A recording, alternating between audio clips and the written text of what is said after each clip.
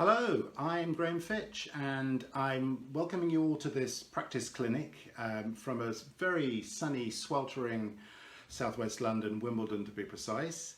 And I am going to just be going through some of my subscribers, that's to the online academy, some of the questions that they have submitted for this particular practice clinic. And I've got a variety of different things. For those of you who don't know me, I am the author of Practicing the Piano, the blog, and the co-founder of the online piano academy. So please do let me know where you're calling in from. Hit the buttons, you know, the wow faces, the hearts, the likes, the loves, whatever else. Niels, hello from Belgium.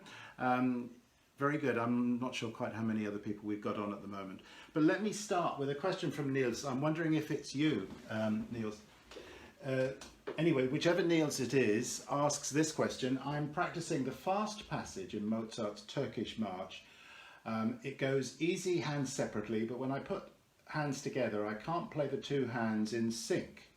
I can do this in sync at slow speed, but when I make a chain of notes to practice speed, the left hand can't follow the speed of the passage notes of the right hand. Do you have some tips for me? Well, I think I can give you a few ideas anyway. Isabel, another from Belgium. Nice to see you. Larissa from Corning, New York. Nice to meet you. So I think the passage you mean, Niels, is this, right?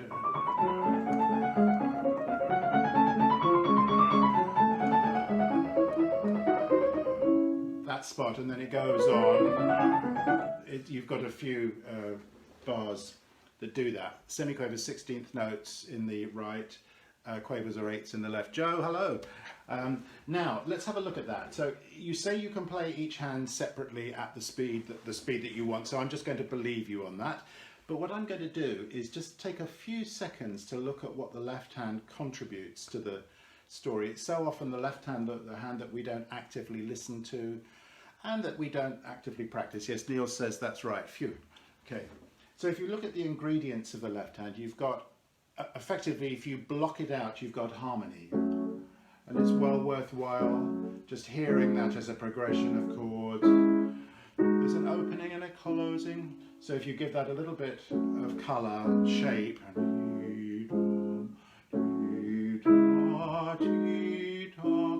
Now when you open it out, let's look what Mozart wrote. He wrote a bass note and then three chords. What about the session with the broken octave, says Sophie. Okay, I'll get to it. Right, now, let's have a look at the components of that. The bass note, we can take by itself and make a bass line. You notice how, when it comes to lines, I can't resist singing, because a line is shaped according to how we would sing it, how we might sing it. So how about, have you tried this? Have you tried playing the bass line?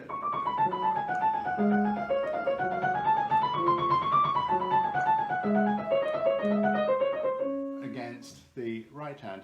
That's one thing I would highly recommend doing, not just once or twice, kind of regularly.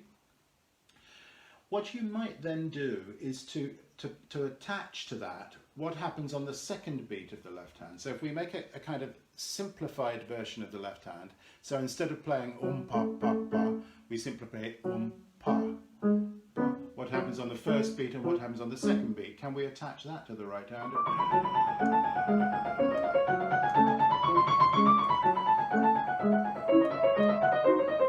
And that's very useful because that means you've coincided the first beat and the second beat. So we're kind of halfway there. Now what would happen if I added just one extra event? So instead of playing the whole caboodle, hello from Malaysia, nice to meet you. We could do this. Stop on the second beat and really make sure we're coinciding.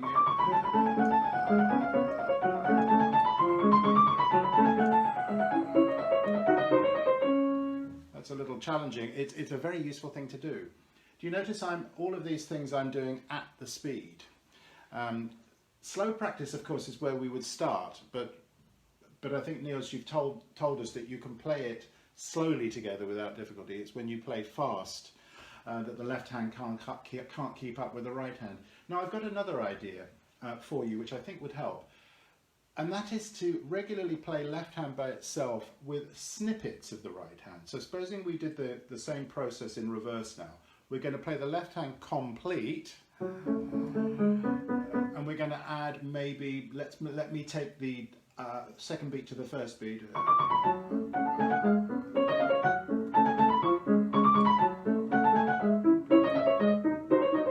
Now if that were too much, you could do you could do that every other bar.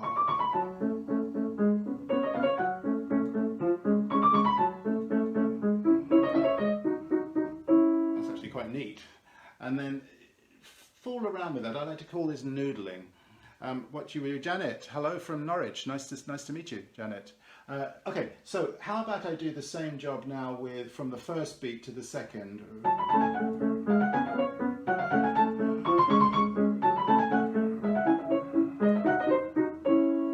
Let me try something else. How about I play one bar on and then one bar off in terms of the right hand.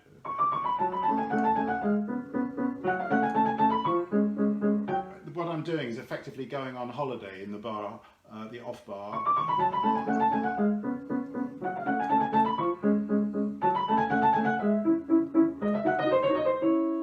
And then I would do that the other way around. I think one thing that's important to say, Anne, hello, from Barbados, how lovely. We've probably got better weather here than you do at the moment. What's important to say is if you're coming out of a slow practice stage, let's say you've been working on this slowly and you're wanting to build up the speed, I would highly recommend that you don't for a while practice slowly. I write about this in my blog, I write about this in my ebooks. This is the stage you're forming the reflexes for speed, for fast playing. You'll want at the end of a practice session, if you're anything like I was, all of us are. Dominic, hello, greetings from Greystones, County Wicklow, Ireland. You're going to want to end your practice session with a little bit of let's get this right, you know, let's get this feeling comfortable, and then when you go back to your slow practice, you could be wiping out the effects of the fast practice. So slow practice is usually fantastic, and there are certain times that it's absolutely not what we want to do. So I would suggest while you're working on this to get these reflexes for speed and coordination, that you resist slow practice for a little while. I hope that's given you some ideas anyway, Niels. Going on. Now, I don't know who this person is. It's Couch Potato. So I hope you don't mind if I call you Couch. Sophie, very interesting concept about building speed. Thank you, Sophie. Yes, try it out. It's really good. You see, the alternative is to do the incremental metronome approach, where you find out what speed you can manage it at on the metronome, and then you play it at that speed a few times, and then you crank the metronome up and do it, say, 5 beats per minute quicker, and then, it's very laborious. And actually, it takes you ages to get to the actual reflex that you're going to need for the speed. So while some people do like it, and I think it can be a useful tool sometimes, I think there are better ways of doing it. So the little bits fast, or the chaining, we didn't look at the chaining, just that much. And then afterwards, that much. And then you add ever more to the chain. That's another way of doing it. But let me move on. So, Couch, you say, "Hi Graham, thank you for all the lovely demos and advice. You're welcome. Chopin, Prelude number 4. I'm having trouble with all those repeated chords and getting the changes smooth. And also bar 16 with the turnaround. Would you help at next session, please?" Yes, happy to. So the prelude that we're looking at here is the E minor. I'd rather use this score. Alicia, hello. This is the beautiful, wonderful, like quicksand left hand,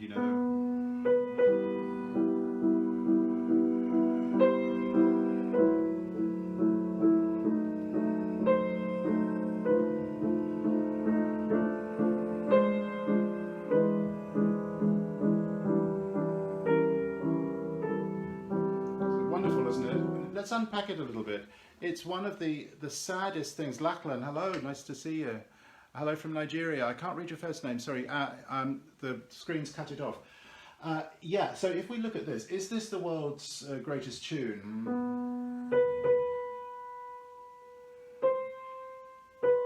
Hardly. You're getting bored yet? He's got another few of those to go.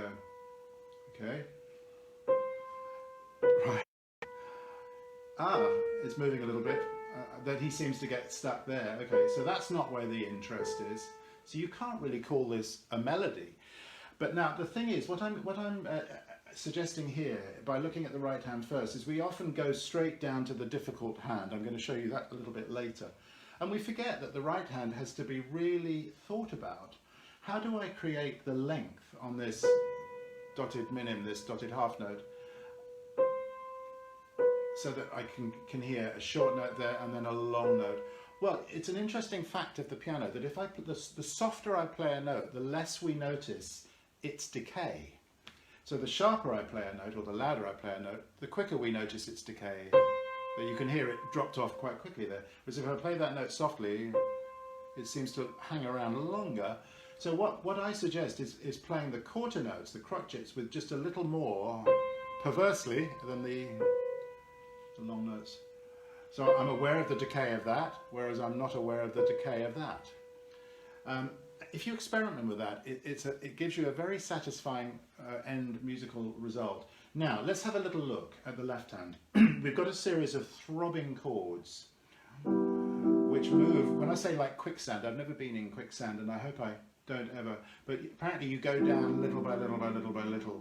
So if you look at what he's doing, he's hanging on to the top two notes, sorry, the top note, drop the bottom two notes. Now he moves the top note, bottom two notes move, the top notes move, now the middle note moves. So he's going down, he's sinking down, downward, ever downward, until bar 12. Now, the first thing you can do for practice is just to play the notes as they change. So hold on to the chord. No need to repeat the E. No need to repeat the underneath notes. There I repeat everything if I'm using the fingering that I am.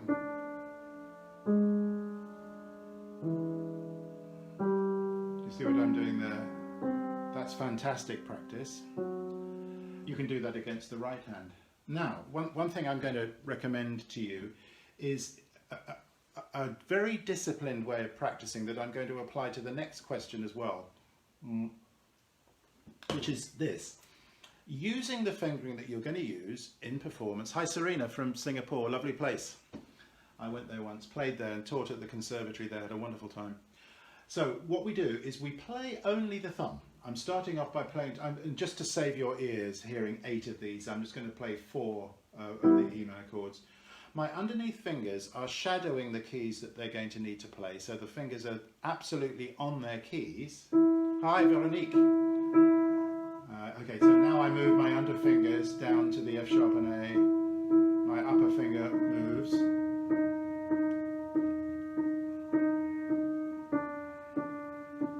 I don't know what you can see there, but the underneath fingers are finding their place and just resting very lightly on the surface of the keys. Having done that, I'm going to do the same job now with the second finger. You might see a little bit more. And then down to the A. Continue playing the A, but my thumb has to move to the D sharp. Move to the second finger there. My thumb moves to the D natural. And I work on that for, I don't know, 4 bars at a time maybe. Not too much, not too little. Then I do the same thing with the 4th finger. Or the lowest note of the 3. Do you see how dutiful my upper fingers are at shadowing their keys? Then I work in combinations of 2 notes. So 2 notes are going to sound and 1 note's going to shadow. Let's do the let's start from the lowest 2 notes. I move my thumb. And so on. Then I do the other 2 notes combinations, which would be the top 2. And then I would do the outer 2, so the top and the bottom, but missing out the middle. That's fantastic discipline. You will notice that when I play this passage of chords in the left hand, 2 technical things really seriously important for this to work. I guess you could say 3, but let's look at the main one. The main one is that the wrist does not break. I'm not doing this sort of stuff. If I do that, there's no guarantee what's going to come out. I can't balance my chords. I'm going to get this kind of blah, blah effect from that. So my wrist is firm, not stiff, of course, but firm. And notice it's fairly high. Now I'm aiming for a tenuto, which means that I'm connected to the key beds. I don't want to let the keys come all the way up. Mary, practicing raindrop prelude, shall be using this technique. Yes, it works for that as well. See how the left hand, those notes are, you know, not coming out of the keyboard. So inside the key, and on a grand piano, you notice there, let me take my pedal away, I can tie the chord to itself. So it's a great thing to practice. Now that's the other thing I was going to mention, the in-out movement that we need. So when there's a rule here, it's not rocket science. When I use my short finger, that's a thumb or a pinky, on a black key, I've got to make an adjustment inwards. And if you noticed, there was also an element of upwards, because the black notes are higher up and further away. They're higher up. So if I want to sit comfortably on a black key position, not only have I got to move in here, because pinky needs to be on the black key, I've got to move up a little bit. Now, conversely, here, when I move my thumb back, I move out a little bit. Yeah, I'm not talking about huge movements, but I'm talking about these adjustments as being very necessary for this. So it takes a lot of control in the left hand, this does. Let me show you some ideas for the bar that you were talking about, bar 16, which is this.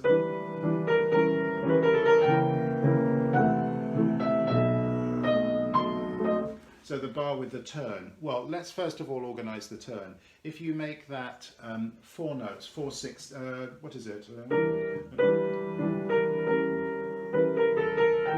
That's 30-second notes, isn't it? Ta ta ta ta ta. Demi-semiquavers or 30 seconds. Math was never my strong subject. What we need to do first is to make sure of two things. That if we isolate the moment where the turn happens, so I'm just going to be looking at how the second beat takes us to the third beat. Just that. I'm not interested in what happens before that. I'm not interested in what happens after that. Just the second beat to the third beat. Let's explore the right hand. Very simple turn, chromatic turn around the A sharp. Now you'll notice that I'm not stretching out my pinky as I play my turn, open at the end and then close again. So it might be a technical problem that you're experiencing, I don't know.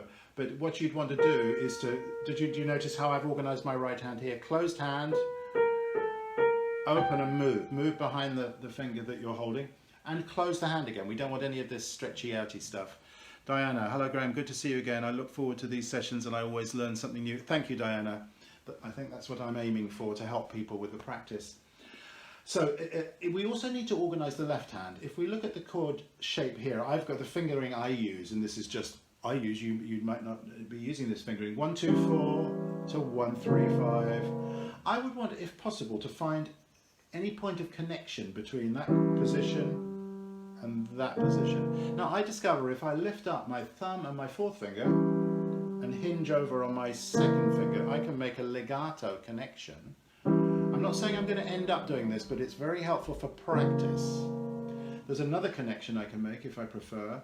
I can make a finger substitution on the fourth finger to the third finger, and then just replay the third finger there. See, either of those would work, or both of them. I would practice both of them. There's my substitution. Here's my chord legato. So that means I've got a super smooth connection between those two chords. So what I would then do is simply put together and stop. Do not go on until that's embodied. Meaning until you don't have to concentrate on it, until it happens on auto. Then from there you can do what I call fan out practice. You start from here and you add a little bit on one end, or it could be you decide to do this way. Let me show you how that might work. If I fan out from the beginning, I just added the first beat. Let's say I'm going to start from where I had started, I'm going to add another beat. Religiously stop on the fourth beat. So then I can fan out that little bit further until I've got the whole bar.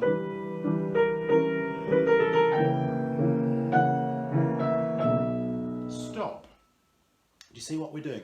Working in a tiny, tiny section of the music with intense concentration and awareness here of what we need to do to sort that out. And then what I suggest is repeating that, going back over that again at some point. That could be later in the practice session. I've written a blog post about interleaving versus blocking practice. You'll find it on my blog, practicingthepiano.com. If you go there and just put in the search, but it's completely free, don't worry, I'm not trying to sell you anything. Go to practicingthepiano.com, search interleaving versus blocking. And what that really means is, let's say you've got a tricky bar like that, or a tricky section like that burns up huge amounts of brain cells each time you practice it. It's high maintenance. So what you do is you spend a little time on it and then move off to something else. You might not have got it completely, but you get it almost to where it needs to be. Then you go and do something else. You might at that point take a break if it fits in with your practice. Or go to practice something else and then come back to it. So if you come back to it, I don't know, 5 or 6 times in the one practice session and go over exactly those steps again. Don't take any shortcuts, go over those steps again. And it will yield, eventually will yield. Right, thank you for that question. And now Jenny is also playing the Rondo alla Turca. And Jenny is struggling with the rolled chords in the left hand. It's so hard for me not to hit wrong keys while gaining speed, more so when changing positions between one chord and the next. Thanks so much for your attention, you're welcome. So the section that Jenny is meaning, I think, Larissa asks, should I use the same technique for the left hand on Chopin Nocturne in E flat minor? Can you give me, we can probably get to that next time. E flat minor, or do you mean E minor? Let's see. If we don't get to that now, we can get to that next time. Now let's have a look. Yeah. So I think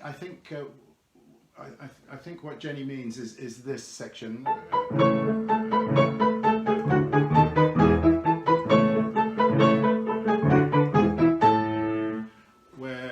Where the left hand is called upon to play a ripped chord and then a bunch of thumb notes. So the first thing I would say is that the chord itself is not arpeggiated slowly like that. It's played almost together as a solid. So I would first of all play the left hand progression of harmony as solid chords in the harmonic rhythm that you will find in the piece. You could even do this together, but let me play left hand by itself.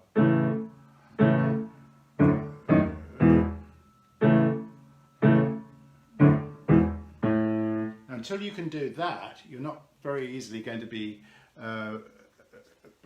okay. So Sophie, broken octave, right hand on Mozart K331. All right, let me not get too sidetracked. I don't want to deviate too much. We can address those. Any questions that you have, if you're an Online Academy subscriber, you will have the opportunity to put your questions forward, and I will get to them. I promise you. I do one of these clinics per month, so your question will be addressed at some point. So what I'm saying is, here, be able to do...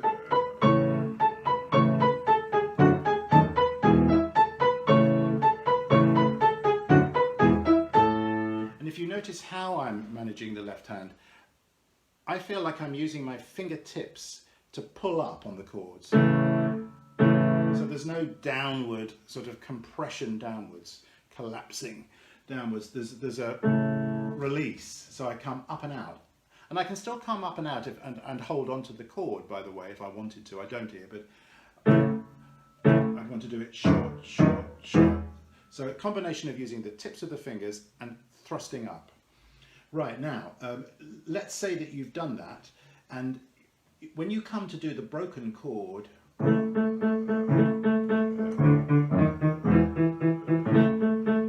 you see how I'm doing it? It's a rip, really. What I have is I have all my fingers over the chord, and when I'm ready to play, I make a movement toward my thumb.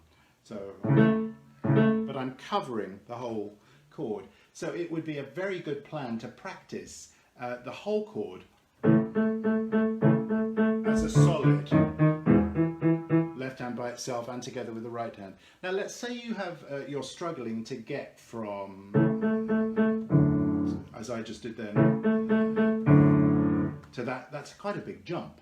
And you've got another big jump here. Don't forget with jumps, it's always vital that you understand how a jump works. It's not the note that you're jumping to, it's the note you're jumping from that makes all the difference. So if I need to jump from my thumb to that D major chord, I'm going to need to propel my thumb up, or propel my arm, not my thumb, to propel my arm up and then land into the chord. I call these chords ripped also. This is Lachlan. Has a beautiful propelling feature to it. Yeah, propulsion is freeing and liberating. And the feeling in the body is a wonderful one. It's a kind of yummy feeling in the body. You know, when we do something physical that just feels good, it might be effortful in a way, but it's an exhilarating feeling. And that should be, in piano playing, exhilaration is often the word I use. Does it feel great to you when you do it? Or does it feel, if it feels, then there's something there that you're doing wrong. So what I would suggest doing is just taking the thumb and landing perhaps first on the next thumb. When you get good at that, perhaps now land on the second finger. And then can you land on the third finger? Can you land on the pinky? Can you land on 1 and 2? Can you land on 1 and 3? Can you land on 2 and 3? What I like to do in these instances is to jump to, let's say I'm jumping to 1 and 2, and then touch in the remaining notes. So that's 1 and 3. That's the lowest 2 notes, and I touch in 2 and 1. I call that approach selective landing. And again, I've written about this in my ebooks. You'll find lots of information about it on my blog as well. Selective landing, so that then I feel really solid and secure. I think that's probably all I would want to say there. Short of, sometimes these questions are difficult to, and fun, yes, Sophie says, and fun. Sometimes these questions are difficult to address individually because I don't know what you're actually doing. It might be just a simple position change that I could show you that would make all the difference, or it might just be how to rip that would make all the difference. But if you tried those things, go through those processes, and first of all, it's rewarding to do that and useful to do that anyway. Sigrun, can you please help me with the pedalling in the first part of Schubert's Impromptu Opus Posthumous 142, and that's D935, and this is the beautiful F minor that people don't tend to play, and yet it's got one of the most incredible second themes, really spine tingling. You know that happens with music sometimes, that excuse me, no matter how well you know a piece of music, you get to a section of it, or it could be the whole piece, and it just never ceases to move you or to affect you in some way. And the second section of this impromptu always does that to me. And it almost doesn't matter how well or how badly it's played. I can still hear what Schubert's doing. It's kind of, he's gone to heaven in that spot. But he's not in heaven at the beginning.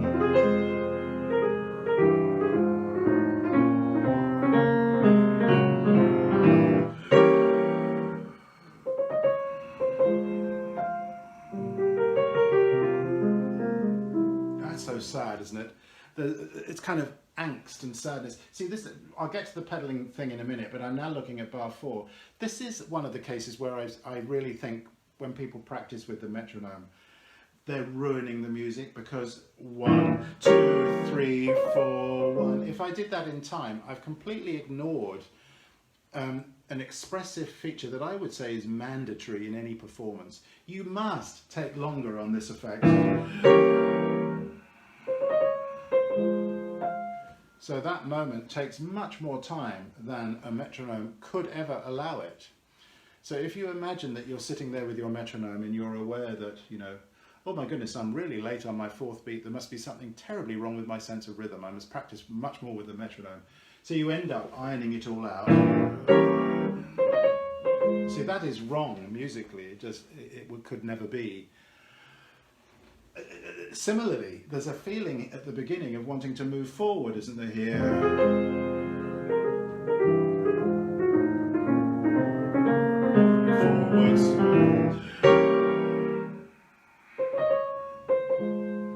How sad.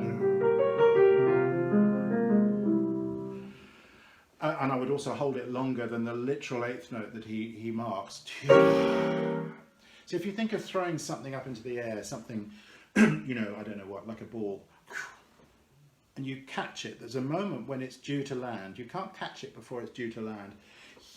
Propel it up into the air, catch it. Here. So let's look at the question to hand here. How do you pedal it? Well, I think the question might be coming up because of this awkward interval at the beginning. We've got an interval of a tenth there from... Now, I'm lucky I've got a big hand, big enough to manage that, so I can play that together. And then I would make sure my pedal were down before I started. I think that's really important. Maximise the resonance. I can play those notes 3 notes before the beat. I could play them on the beat. I could play these 3 together with the 5th, and put the thumb together with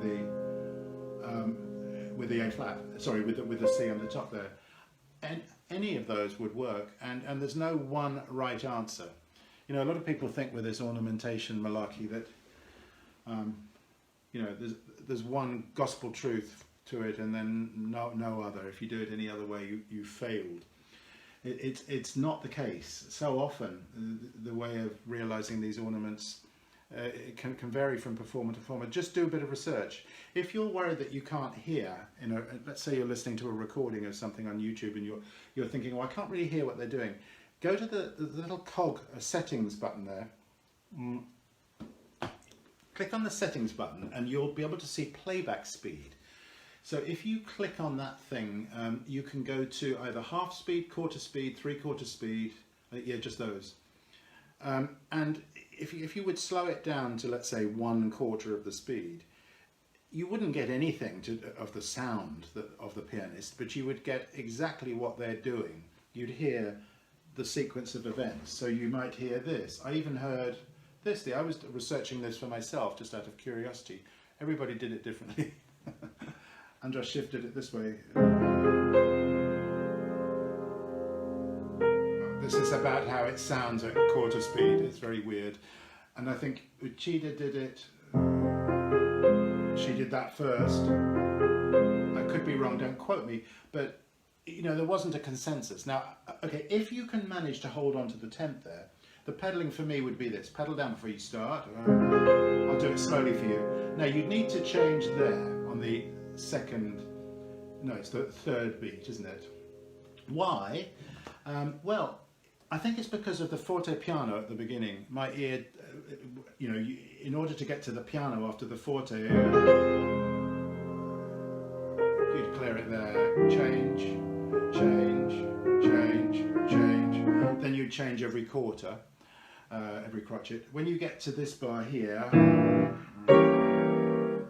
you'd make a little gap between this 8th and that 8th, but I would not be pedantic about that it's literally an 8th note and then followed by an 8th note rest. We don't want pedantry here. We just want to get the spirit of what Schubert's after. He's saying accent, accent, lift, lift, so, separate a bit.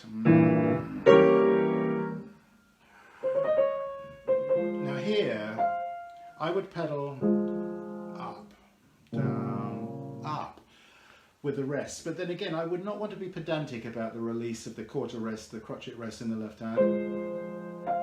It might come up slightly late.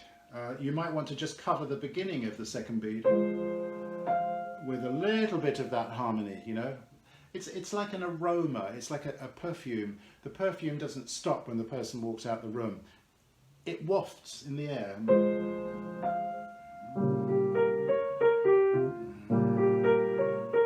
Similarly with that, so a slow release, a soft release.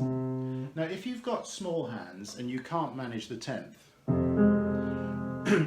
there's only really one way. I did experiment with the sostenuto pedal, the middle pedal, and it works fine for the first phrase, but it doesn't work when the music comes back at bar 7. You can't do it at bar 7. So what I would recommend here would be, again, pedal down at the beginning. You have to let go of your left hand, and there's no way around that. If you can't, you might be able to hold on to these top 2 notes. So you just swivel round. So you do this. You could make a little adjustment of the pedal on the 3rd beat without fully changing it, or you could sacrifice that moment of clarity and simply pedal on the last crotchet, the last quarter note, and then replay the bass F, you know, in order to resound it so that you can hold it thereafter. It's not ideal, but a lot of the time we have to do things. If we can't reach it, we can't reach it. It's not our fault that we can't reach it. So we find the best solution possible. I hope that's given you some ideas on that. Janet, her question refers to the left hand descending octaves. Everybody's gone quiet. Are you still there? Are the people there? Wave at me if you're there. The chat seems to have disappeared, but I believe I am still live. Anyway, so Janet, my question refers to the left hand descending octaves in the first movement of Schubert's A minor Sonata D784. That's opus 143. I get terribly tense playing these. There seems to be no opportunity to close the hand up. Oh yeah, I'm getting a few. Still listening. Oh, thanks, Sophie. When I didn't see anything there, I thought maybe I'd gone offline or something had happened. So Janet says, I get terribly tense playing these. There seems to be no opportunity to close the hand up to release the tension, as it's a continual black belt series of octaves that are played rather quickly. Any help will be gratefully appreciated. Well, there's one word there that I don't like, which is tension. I think the word you might want to change it to is effort. Oh yeah, Ryan says digesting it all. Okay. Right. Okay, let me just move my screen so I can see it better. Now, this sonata is not actually in my active repertoire, so I'm going to do my best with this. It is quite difficult. The sonata is magnificent. It starts off with this rather sad, lonely, bleak.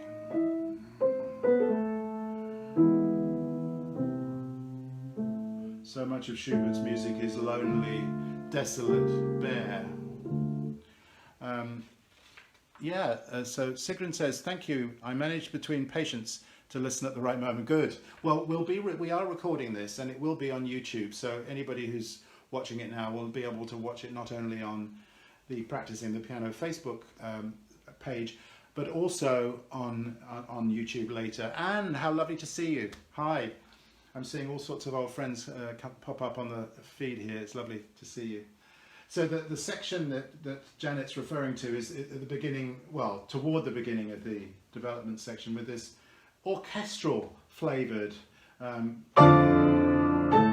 chords.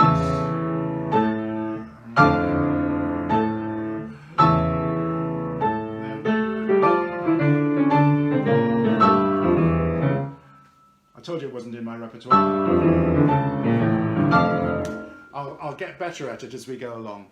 Okay, so let's have a little look and see. I'm going to do what I did earlier, which is to look at the other hand, the hand that is supposedly not difficult. Because without an organised right hand, my left hand is going to be really supporting a weak partner here. So that the stronger you can make your right hand, when I say stronger, I don't mean louder, I mean stronger as in completely organised. So when I play my quaver, did you notice what happened to my hand? I want to form a reflex that sends my arm from this A to the chord here and cover my position ahead of time. So when I put that together, so when I was busy with my right hand was already sitting, waiting, dutifully, patiently there. Now, would you do that in performance? Not necessarily, but you'd want to make sure you've formed the reflex for that in your practice. And what happens then, as if by magic, the right hand just in its own good time gets there. There's no struggle to get there because you've actually made the measurement. So it really is as simple as that. If you've made the measurement and you form the reflex in your practice for the right hand, you've already resolved some of the difficulty that the left hand is going to be faced with. Now let's look at these octaves. So Schubert has written a dotted eighth followed by a 16th. That, for the English speakers, that is a dotted quaver followed by a semiquaver. Now, there is no legato marking anywhere here. Schubert writes legatos. If you look at the section before 104, isn't this gorgeous? I'd rather play this. That's got slurs, legato marks. This has got no legato marks. What does it mean in practice? It means that I don't have to join anything. That, and I'll be using pedal, and I need to show you in a little bit how the pedal is going to work here. But I would operate on the premise that the left hand first note, the long note, is going to come up on the third 16th. 1, 2, 3, 4, 1, 2, 3. Up, up. So if you first practice that, would practice that. Now the other thing that's really important, if something is marked fortissimo, most of your practice is going to be done in the softer dynamic ranges, mezzo piano, piano, pianissimo. You can always add volume later, as long as you know in the back, somewhere in the back of your mind, right, this is going to be strong, it's going to be firm, but I can practice it loosely and, you know, not wear out my body, not wear out my ear. 2, 3, up, up. Now what I want is to feel one impulse from the short note to the long note. So when I'm practicing slowly, I would be inclined to preserve the proportion, the relationship between the fast note and the supposed long note, pa-pam. But you could put, I call this the floating fermata. I wrote a blog post on this. Just go to my blog and search for floating fermata. Fermata being a pause sign. So pause here, pause.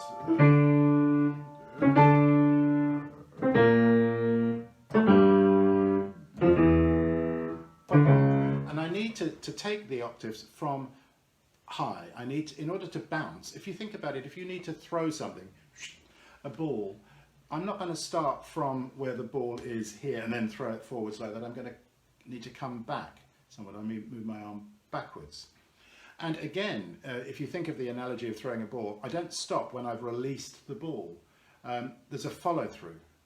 Yeah. So when I play my sequence of octaves here, the throw back happens here. You see, then up. Then after I play, the moment I have played the second long note, do you notice what happens here? There's a rebound in my arm. I feel like my wrist is coming up, but I'm springing up, and immediately, like the nanosecond, up. The nanosecond I've landed on the dotted quaver, dotted eighth. My arm and my wrist and my hand, not so much my hand, because my hand, there's a certain amount of firmness still I need in my hand, but the arm is completely free. There's no tension, there's nothing going on in there at all. So, you know, that would be the thing I would suggest. The other things to know that would help with this would be, you know, you can of course practice the thumb by itself, as I need to do. You can hear. If I were learning this piece, that's one of the things I'd do. I'd also be able to play my pinky by itself. By the way, I would advocate all 5 and 1s for this octave sequence. I don't think 4s are going to be helpful, because 4s, you know, it just involves twisting and changing the position around. You know, it's not wrong. It could be a 4. My rule is that I can use a 4 as long as I don't need to twist. If I need to twist, I'd rather use 5s. And actually in this passage, I think I'd rather use 5s anyway. So what have I left out? Pedaling, yeah, okay. So, you know, I did a little bit of research yesterday, because I like researching these sorts of things before I talk about them. So I just simply went on and listened to a bunch of different recordings of this extract on YouTube, which is something we can all do so easily now, and just compare what other people do. And I'm talking about great pianists, you know. So Mavie says, how would you advise someone with small hands to resolve tension issue playing octaves? It's difficult, I think, to find places to release the position. So instead of playing like this with the octave span, release, release, release. So you can practice closing up the hand rather than holding on to the octave span. It's actually not a bad idea to practice this anyway. So you play the octave, and when you release it, the intention is to close. You won't close the hand, but you'll just release, just gently release the octave position. So I'll show you my arm because it's easy for you to see probably. And then I find the next octave just as I'm about to land on it. If you watch a cat landing, it jumps off. It doesn't have its legs all fixed, ready to land like a spacecraft landing on the moon. Look it up, actually. It's very interesting. If you look for slow motion cat fall, you'll see that it's kind of loose, and then just at the last minute, the last, when I say minute, I'm talking about millisecond, the feet come out and it assumes that position. So, you know, you don't need to hold on to the position. Up. When you come up, also close. Same with a straight run. I'm not quite sure what you mean by straight run. It sounds like a cricket term. Okay, but certainly when you're playing chords, you know, one of the exercises I like to give people is just a series of chords. Played with the tips of the fingers, and it's pluck the chord and release the position. There's nothing in the arm here. And what I suggest, if you're struggling to find that, you can do this. Close the hand and make a small fist here and just lay that on the keyboard surface. And just put your awareness onto your body, onto your arms. And as soon as I say my arms, I then become aware of my position on my stool and my position, how my legs are feeling. Body awareness, it's the whole body. You know that spiritual song, Dem Bones? The thigh bone's connected to the shin bone. Everything's connected, you know, so it's not just the arms, it's the body. And it's the mind. If the mind is tight, I may have said this before, but I think it's actually seriously important. If your mind is tight, in other words, if you're anxious, now why could you be anxious? Because you're worried that you might not get the next chord, or you're worried that your teacher's going to think it's rubbish, you know. That mental anxiety, it's mental tension. It's going to, because the mind and the body are so interconnected, either the mental tension is going to translate into physical tension. So somewhere you're going to find you know, you've got tension. You might not be aware where it is, but somewhere there will be tension. So maybe it says scale. I don't quite understand the nature of the question. So what I'm going to do maybe is to suggest that you submit that question forwards to the next clinic. I've got to actually get a move on because otherwise I'm not going to get to the end of this.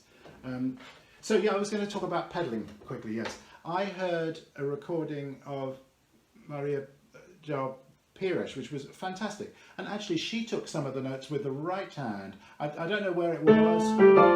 Maybe something like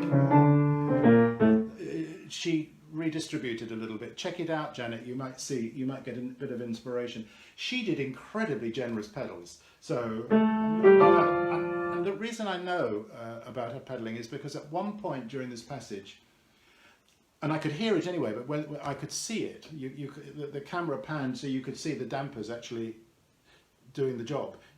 Sometimes watch the dampers when you're watching pianists. She pedalled half bars. She pedalled this. I'll do it slowly so you can hear it. Keep the pedal down, change here. Keep the pedal down, change. Now, if you think that resonance is too much, you could do that first half in one pedal and then change, change, change. So you could do long, short pedaling. You could also do, if you really didn't like that amount of resonance, you could pedal every beat. You know, change, change, change, change, change. I'm getting better at this now. Right, I should probably move on. Practice most of the time softly with that. Alex, how to correct long baked-in habits, in particular years of scales and arpeggios with undesired bumps or accents. I played 9 years as a child when I suspect the issue developed, maybe 20 years as an adult who restarted. I can control the dynamic shaping of scales and arpeggios with intense concentration, but the bumps return when I shift focus elsewhere or attempt high speed. I don't want to spend inordinate time on exercises, but I would like to more easily control the shaping of scale and arpeggio passages in music. Right. Okay, Alex, the problem I have with a question such as this is I can't see you playing the scale or the arpeggio, and it may just be one thing that you're doing that I could adjust or help you adjust, and you might find, that was the key, that the missing link there. But what I can do is just to give you a few possible, a few ideas to noodle around with and see if one of these or any of these addresses the issue. I think when it comes to scales and arpeggios, there's two things really that need to happen. One is how the thumb is how we're using the thumb. Very important. Yeah. It is a good question. Maybe says, no, that's a good question. It is. And the other is the elbow. So I was thinking about this question yesterday, and I was thinking, well, what piece can I think of that has a lot of scales in it? Schubert E flat impromptu.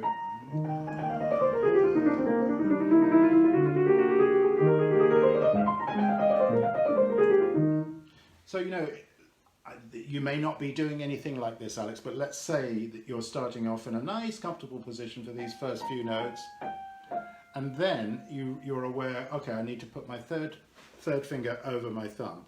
Well, if you reach the finger over the thumb with the elbow in this position, that's instant tension, immediate, and that's going to result in an accent there, probably, or if it's not there, somewhere later. But what it will do is it will immediately tighten up your arm, and then, how can you play in a coordinated way with a tight arm? It's not possible, it's not physically possible. So that would be an instance where technique would be the problem, that causing the tension, rather than up here. So what I would do is simply do this. It's actually, the solution is surprisingly simple. If you play the thumb and the third finger together, so the thumb on the F and the third finger together on the E flat, your elbow will automatically go to the right place. And if you simply start in that position, then the third finger can pivot over the thumb with no difficulty. Right, do you see how that works? So the wrists can stay nice and free. And there's another one here. But there's a whole bunch of them. Here, here, here. So there's at least 3 on the descent of that scale. So it could be a simple matter of just adjusting the angle here and feel like perhaps that you're floating in the elbow. It's very light, so is the upper arm very light. The other thing I would want to experience for myself is a rotary, I call it rotary assistance. Here, there's a little rotation over the thumb, and if you're not sure of it, by the way, I'm not sure how many places are left, but I'm doing a workshop tomorrow, Saturday, sometime in the afternoon, that's British time, on forearm rotation. If any of you want to check that out, go on to my Practicing the Piano site, and you will see in the events page. It's also on the Facebook page. I'm going to be going into this in some detail, but just to show you quickly now how that might work here. Do you see there? The forearm can rotate, and I call that rotary assistance because when I learned to drive, I learned in a car that didn't have power assisted steering, and I didn't know any different. It was a little bit of an effort to turn the corner, but I could still manage, and people managed for years that way. And then power steering came along, and I'll never forget the first time I went into a car with power steering. Is this all I have to do? So with the rotations, it's nothing. It's effortless. There and there. So if you just take those moments.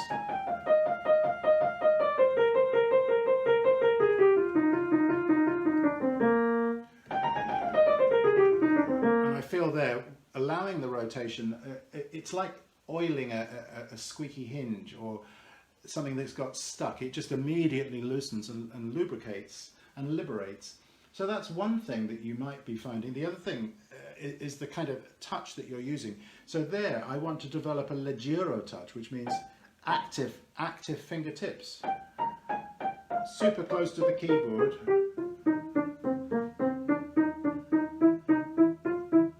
If you think of those paintings by Seurat, the pointillist paintings, you've got a series of dots, yeah? And when you look from a distance, the dots merge together to form a beautiful painting. But when you go straight close up to it, you're surprised to see, actually they're just little dots. So if you think of these as little dots, each one perfectly formed, like a little mini Rice Krispie, yeah? Perfectly formed. And then when you put the milk and the sugar,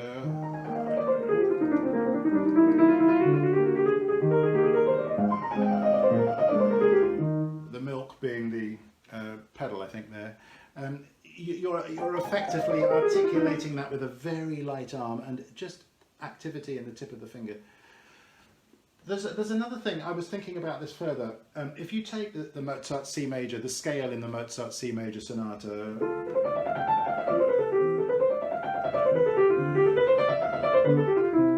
that scale there, well, I'm noticing here, by the way, in tomorrow's workshop, I'm going to take that apart just using forearm rotation but between each and every note. But let's say you want to map it differently. You could certainly map it this way. Rotate to that thumb and then just move. You see, a lot of people get stuck with scale patterns when they lock here and they do this. Do you see how weak my pinky is? I feel like I need to lift my pinky up. But if all I do is move laterally, it's a tiddly little movement. It's a micro adjustment in the wrist. And I would feel another rotation, so a rotation here. And one there. And then moving on to the, I notice I've got to wrap up because time is pressing here. An arpeggio pattern that used to get me as a student until I worked out what was wrong. Chopin's C sharp minor, you know, the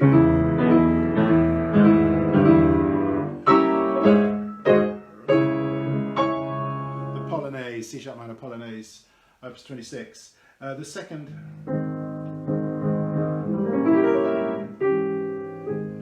this section. Do you notice what happens in an arpeggio? The first thing I feel when I play an arpeggio is that the elbow is leading, the elbow is guiding. You know, we've all seen these dog walkers who have unruly dogs, and the dogs kind of pull the walker over. The well-behaved dog, the owner is in charge. The owner is slightly in front. So here we are, steering the hand. So the elbow leads. The thumb moves in as we release the thumb here from its key. It doesn't go under like that. I'm not advocating that ever, but I am saying come into the hand as soon as you can. A little rotation there as well. You see, the rotations don't affect the flow of the forearm, the horizontal flow of the forearm. You can experience this for yourself. Just move the forearm across the keyboard with no rotations, and now just rotate the forearm as you go. The elbow is still on the level. So the enemy of arpeggio playing, as I have experienced it over the years, is people will drop onto the thumb. Ugh, like a great big sack of potatoes falling on your foot.